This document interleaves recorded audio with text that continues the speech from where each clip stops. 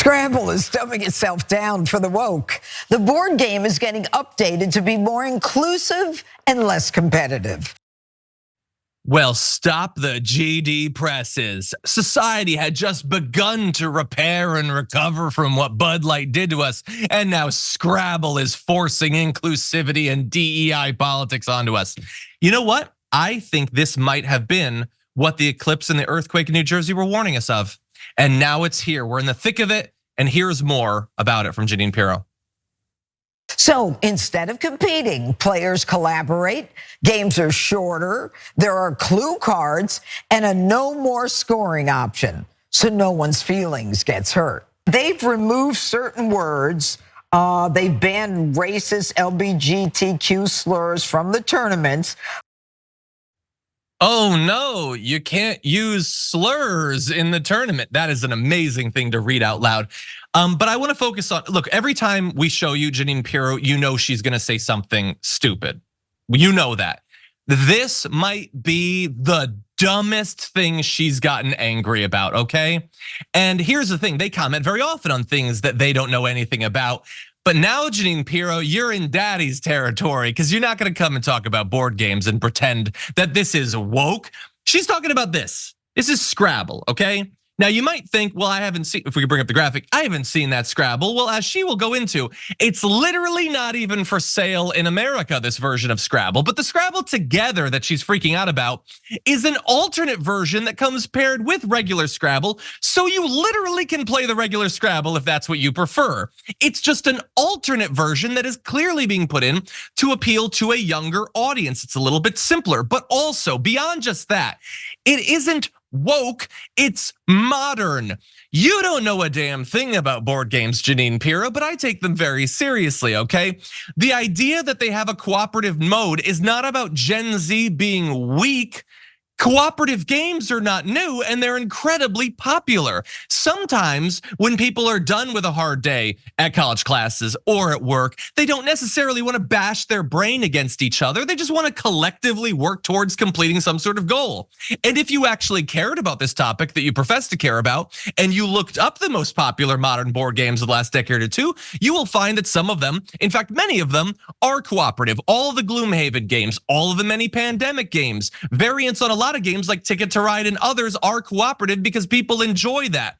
And the fact that it has a mode that's not scored does not mean that everybody wins. Not every board game is about score. Cooperative games very often are about accomplishing a goal, and once that goal is accomplished, that's what success or failure, because you can indeed fail. You'd know that if you looked into it. That's how you know whether you've succeeded or failed. But this is when you get, when she's given a story and said, freak out about this. Freak out about this thing that you don't know about, you don't care about, you're not gonna do any research about. It's just a damn board game and not even one you can buy in the United States. Hey, I'm glad you're here. Listen, in order for the damage report to keep on going, we need viewers like you to become a member on YouTube. Can you click the join button on YouTube today? Thank you. Listen, if they want to talk trash about something designed to make people dumber and worse, they should talk about their own show, The Five. Like, that's its job. I'm surprised they got the number right in the show of 5 people. And if they cared about places where you had folks going head to head to see who's better at stuff, they wouldn't populate their entire panel with 4 conservatives and 1 quasi-liberal. That's what they do. It's bullcrap. That is absolutely 100% baked into the DNA of that show. Like, later on, Gutfeld just gets on there and is like, I don't even know what to say about this, but I'm gonna start talking anyway. 100%, and I love that as a demonstration of how they just are like supposed to pretend to care. Let's play that video. Okay, Greg, the squares have been cream colored for decades. Do you think they're gonna make squares of different colors so as not to offend people? I hope so. I have never played Scrabble in my life. You'd be so good at it. Never played it. So I'm not sure how to handle this. This feels like a really solid Fox topic. You know, it happens in Europe.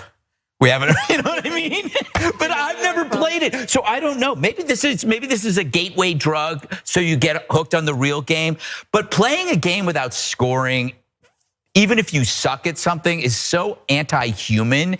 It's like scoring is part of your DNA. You know, you need to keep track. What is wrong with these people? I love that he revealed their entire business model. This is a Fox story. It's a story that has no effect on anybody's life, that we're gonna misinterpret as we pretend to be mad so that our 95-year-old audience can freak out over it. That's what he demonstrated there. He doesn't even play Scrabble. So what is the difference to him? And I will just briefly say, some of the changes in Scrabble Together that they say are to make it like easier for dumb people or whatever, just make it a better game. There are goals. So on a turn, you don't just put down any word. You try to have a word that does certain things, like is a 3-letter word or contains at least 2 different vowels.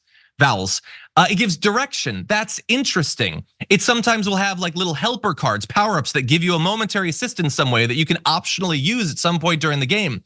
This is not woke. This is not for dumb people. This is more interesting and compelling game design. And again, they don't know about this because they don't care about games. They're just pretending to for profit. Well, and the way they're doing it is anti-freedom.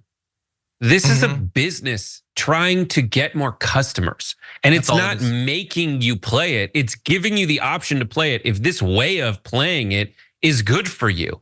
And the most telling of all of these moments that we've shown so far is when you find yourself arguing for a really obviously stupid point. And Jeanine Pirro is arguing that in a tournament, they allow people to use racial slurs. Like what side, like when that happens, you should look around and realize you're the baddie. 100%. Like that's like, oh, it doesn't, I mean, why shouldn't we be allowed to do it? Like, yeah, the NBA, they don't let them like take their pants off during the thing. Like they can't, you get a technical foul during NBA play for being horrible to people. Like those are rules that are in every tournament. You can't just pretend. They're so lazy and boring and hacky, but they know they have to talk about this, so that's what happens. Yeah, and by the way, Jeanine Pirro, you know what you can do when you play this at home, and you can't play that because it's literally not for sale in America. You can use all the racial slurs you want. It's called a house rule. Just feel free to do that. Again, in every one of these cases, they call it woke. It's just capitalism. And it's a company trying to get customers. That's all it is. And every leftist weirdo that you guys are talking about on the 5 loves the game Cards Against Humanity. I'm sorry, they do.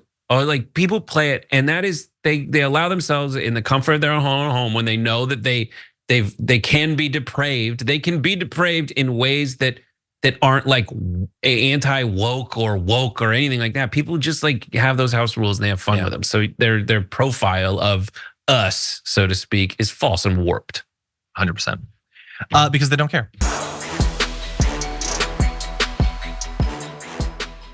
Members make a difference here at TYT. You help make the show happen, and we see you in the chat with your loyalty badge. Click the join button to become a member today.